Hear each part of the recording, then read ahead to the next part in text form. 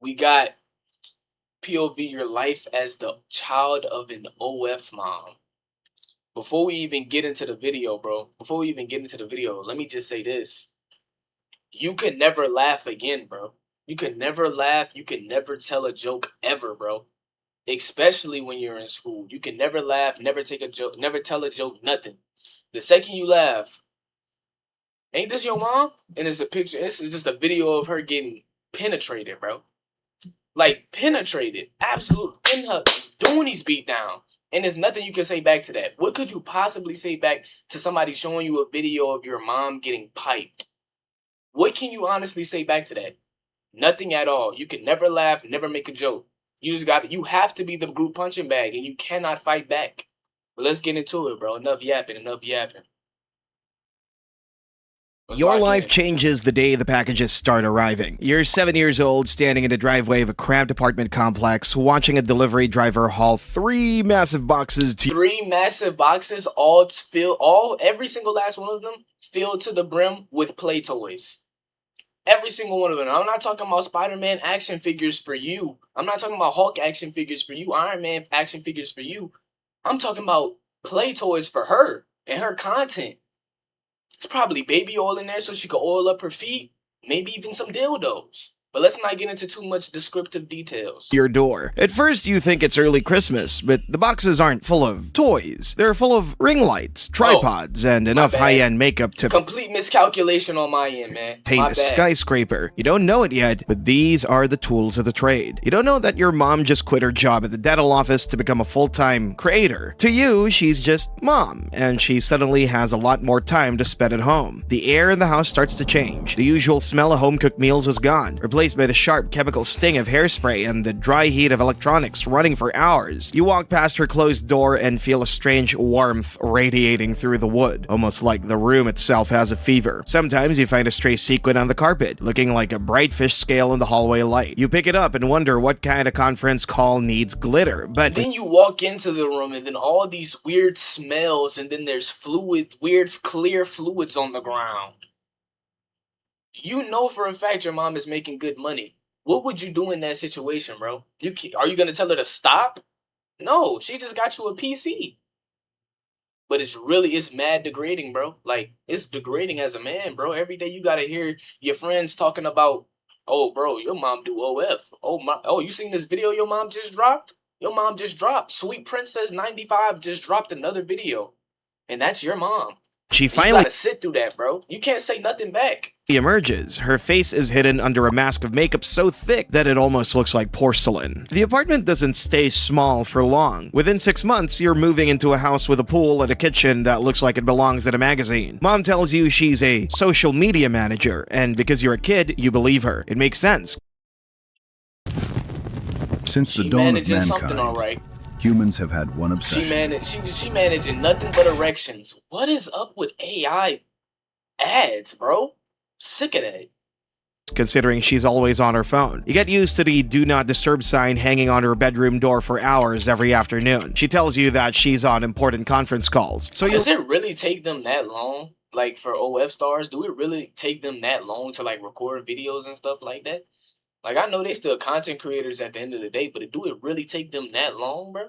Learn to play video games with the volume muted. The house is quiet except for the faint muffled sound of her laughing or talking in a voice that sounds slightly higher than her normal one. It's a performance, but you're too young to recognize the script. But then you hit middle school, and the world starts to leak through the cracks. You're sitting at the back of the bus when a kid 3 grades above you shows you a screen. It's a blurred thumbnail on a website you've never seen, but you recognize the kitchen. You recognize the marble island where you eat your cereal every morning. The kid laughs and asks if your house is always that clean, and you feel a cold shiver run down your spine. You don't answer him. You just stare out the window, realizing that for the first time, the conference calls weren't for a marketing firm. The air in the bus suddenly feels too thin to breathe, while your ears start to ring and the roar of the engine turns into a dull hum. The Marble Island went from a place of innocence where you eat your cereal to a stage that's been broadcast to thousands of people. You think about the messy crumbs. Wait a minute, I just pieced something together. Was the mom playing with herself in the kitchen? That's where I draw the line, bro. I'm moving in with dad.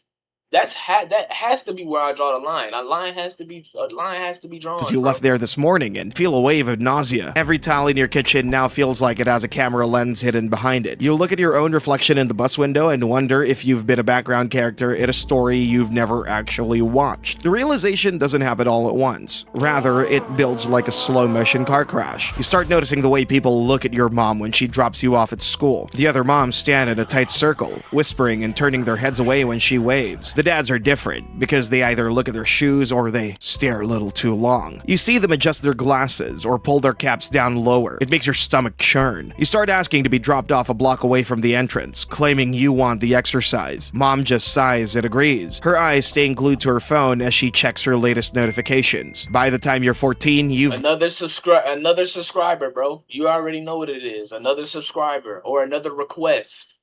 Hey, eat these strawberries while playing with you. Never mind, let me check. Become an expert at digital surveillance. You wait until she's in the shower and you find her secondary Instagram account. It's not the one where she posts pictures of your golden retriever. It's the one with the link tree. Nothing but explicit photos in the link tree.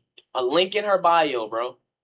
I'm telling you, and then you click on her story, it's gonna be another link. I know this game, bro. Or your birthday cakes. This one has 2 million followers and a link in the bio that leads to a paywall. You click it and your heart feels like it's trying to exit your chest. You see the stage names and the costumes. You see the way she interacts with fans who pay $50 just to hear her say their name. Daddy? It's a business, and you realize you're a silent partner in a firm you never signed up for. But the money makes it hard to stay angry. You have the latest iPhone before anyone else in your grade. You have a closet full of designer sneakers that your friends drool over. It's a weird trade-off, like you're being paid hush money for a crime you didn't commit. You start to feel like an accomplice. When she asks you to help her move a velvet couch into the studio room, you do it without a word. You help her set up the backdrops. You even learn how to adjust the lighting so there's no shadows on the wall.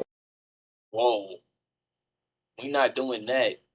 You got me as your corn apprentice? We not doing that, bro. I'm your son. I'm not gonna be your corn apprentice, dude. I'm not gonna be doing your dirty work, gang.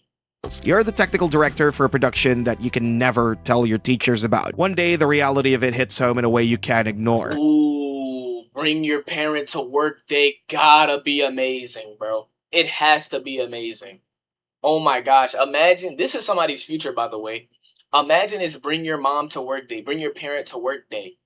You get there, your best friend gets to school. He's with his mom. He's introducing her, and it's Tiana Trump. How would you react, bro? Because you gonna be there. As the parent, you're gonna be there for your kid, bro. You're gonna be there. And you see, this is my mom, Tiana Trump. She's been in the industry for about 20 years.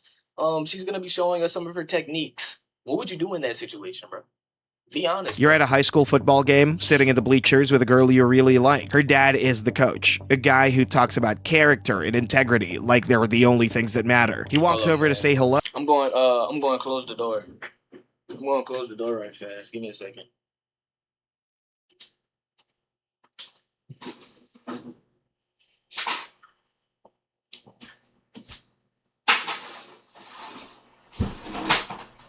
Oh, it actually closed all the way. That's weird. Never done that. All right, lock back in. You gotta lock back in. Oh, but then he sees your mom walking towards the concessions. He freezes, and like the look on his face is one of recognition, not of disgust. He knows her, but he knows her from the screen. He looks at you, then back at her, and then the conversation with the girl just dies on the vine. You realize that your social life has a ceiling, and you've just hit it. You feel exposed standing there on the bleachers, as if the stadium lights are searching for you specifically. The look on the coach's face is a heavy weight that settles in your gut, being a silent recognition that strips away your name and replaces. And all of a sudden you're a starting point guard or a starting quarterback. All of a sudden you're the star player. Faces it with a dirty secret. You watch the way he's getting all the minutes on the team. He quickly looks away, his face turning a shade of red that matches the team's jerseys. The girl you like is still talking, but her voice sounds like it's coming from underwater. It's clear that her house will never be a place where you're welcome. So you start to retreat into yourself. You stop inviting people over because you're afraid they'll see the work clothes drying in the laundry room. You become a ghost in your own school. Your grades stay up because you have nothing better to do than study, but your soul feels like it's being sanded down. You watch your mom buy a new German SUV, and you wonder how many subscribers it took to pay for the leather seats. You start calculating the cost of your life. Imagine how many nuts had to be busted for you to get that phone. Imagine how many nuts had to be busted for you to get that house. Imagine how many nuts had to be busted to get those new pairs of shoes. Goodness gracious, bro. That's a sacrifice. In terms of clicks and views, it's a depressing math, and you're the only one doing the equations. But then comes the building something great takes more work than anyone realizes.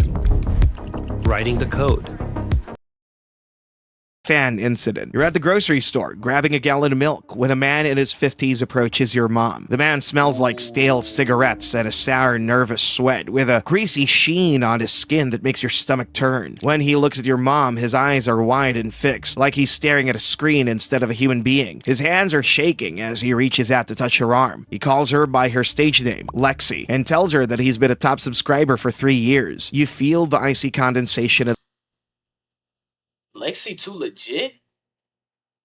Oh, man. The milk jug soaking through your shirt. And it's the only thing that feels real. Man. His voice is a wet, desperate rasp that makes your skin crawl. He says he feels like they have a real connection. You see the terror in your mom's eyes. The moment the digital wall crumbles and the real world rushes in, you step between them, even though you're only 15 and the guy is twice your size. You tell him to get lost, and your voice sounds deeper than you thought it could. The drive home is silent, but it's a heavy silence that fills the car like lead. Mom's crying, but she's also checking her phone to see if anyone caught the interaction on video. She's worried about her brand. You then realize that the persona has swallowed the person. She has become a digital asset that needs to be protected and managed. You feel a wave of pity for her, which is almost worse than the anger. She's trapped in a loop of validation and cash, and she doesn't know how to get out. However, life goes on because it has to. You graduate high school, and she offers to pay for any college you want. No loans required. It's a golden ticket, but it feels like it's covered in grease. You pick a school 3 states away, somewhere no one knows your last name. You want to be a person who isn't the son of that lady. You want a life that isn't backlit by a ring light. So you pack your bags, and she gives you a hug that feels more like a PR move than a goodbye. She's filming the whole thing for a heartfelt vlog about her son going to college. One day you're sitting in your dorm room, and you get a notification. It's a news article about a massive data leak from the site she uses. Thousands of real names and addresses have been posted online. You call her immediately, but her phone goes straight to voicemail. You see the headlines starting to pop up on Twitter. People are making lists. They're finding the moms and teachers and neighbors who have been living double lives. You feel like the floor is dropping out from under you. This isn't a secret anymore. It's a public record. The fallout is fast and brutal. You see the comments on her Instagram, people calling her names that make your blood boil. You see the trolls finding your own social media accounts, posting screenshots of her work in your mentions. You have to delete everything. You have to become a digital nomad, jumping from one alias to another just to have a conversation without being harassed. You realize that the freedom that money bought was just a different kind of prison. You're the collateral damage of a business model that trades privacy for profit. But do you find a way to survive? You work 3 jobs in college, so you don't have to take her money. You want to know that the food in your stomach was bought with your own sweat. It's hard, and your roommates think you're crazy for living on ramen when your mom's a millionaire. They don't understand the weight of a dollar that comes with a content warning. They don't know what it's like to look at a luxury car and see the faces of 1,000 lonely men. And then comes the day you finally go home for a visit. The house is even bigger now, but it feels like a mausoleum. There are cameras in almost every room, even the kitchen. Mom tells you they're for security, but you know they're for behind-the-scenes footage. She looks tired, despite the expensive skincare and the perfect hair. Yeah,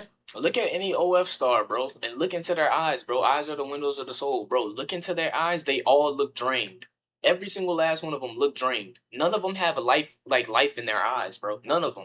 She asks how you're doing, but she doesn't wait for the answer before she's checking a notification. You realize that you're just another character in her story, the successful college son who proves that she's a good mother. So you make a choice. You tell her you're not coming back for the summer. I mean, as long as she was providing, man, it's just the way that she was providing isn't really, you know, I don't even know how to say it. Isn't really, I guess, accepted, man. Because, I mean, you're showing your privates all over the media, man. That you found a job at what, $5.99 a month? Different city. A boring job with a spreadsheet at a cubicle. She looks disappointed, but only because she had a family reunion shoot planned for July. You walk out the door, and for the first time in your life, you don't look back. You don't care about the pool or the designer clothes or the high-speed internet. How would that work? A family reunion shoot? How would that work?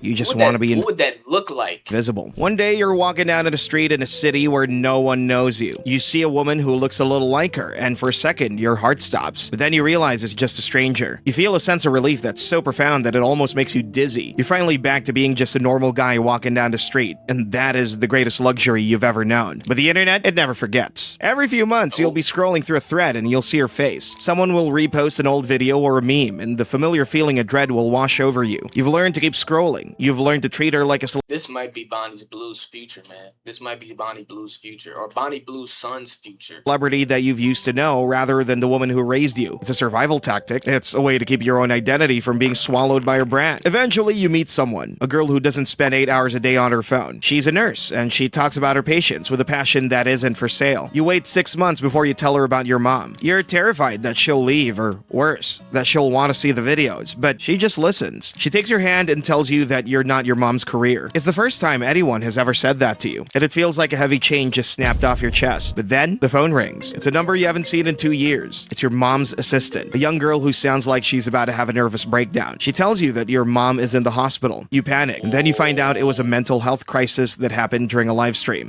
Oh, I thought somebody was playing a little bit too rough, man.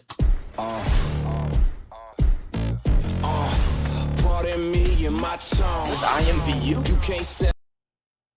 Fans watched everything. The comments are still scrolling. Thousands of people debating whether it was real or just a stunt for engagement. You realize that even her lowest moment is just more content for the machine. You go to the hospital, and for the first time, there are no cameras. There are no ring lights. There's just a tired woman in a thin gown, looking at a wall that isn't a green screen. She looks at you, and for a second, the mask slips. She doesn't ask about your job or your girlfriend. She just asks if you're okay. You realize that she's been drowning in the shallow end of the pool for a decade, and she's drowning in cum. Hit rock bottom. You stay with her for 3 days, and for those 3 days, she's just mom. However, the world doesn't stop. The tabloids pick up the story. They run headlines about the downfall of an icon. They use pictures of you from when you were a kid, blurring your face, but not enough to hide who you are. You see the cycle starting all over again. The voyeurism, the judgment, the endless hunger for a peek behind the curtain. You realize that as long as she's famous, you'll always be a part of the show. So you make a deal with her. You tell her that you'll help her get better, but she has to delete the accounts. She has to walk away from the millions of followers.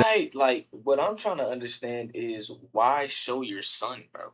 Like, why show your kids? Son, daughter, why show your kid, bro? Why even show them, bro?